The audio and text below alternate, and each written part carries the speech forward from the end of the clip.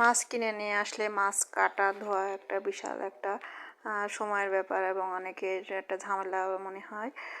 তো আজকে আমাদের বাসায় মাছ নিয়ে এসেছিলো। এটা দেখতে পাচ্ছেন যে সিলভার কাপ মাছ, মাছটা বেশ বড় ছিল। তো এই জন্য মাছটা বাইরের থেকে বাজার থেকে কেটে নিয়ে এসেছিলো, কারণ বড় মাছ বাসাতে কাটতে একটু সমস্যা হয়।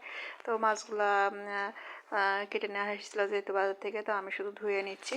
তো এই জন্য ট্যাপটা দেখতে পাচ্ছেন যে ছেড়ে দিয়েছি, দিয়ে মাছগুলো ভালো করে ধুয়ে আঁশগুলো তুলে নিয়ে তারপর একটা একটা করে গামলাতে রাখছি। এভাবে মাছগুলো পর্যায়ক্রমে আমি ধুয়ে নিচ্ছি।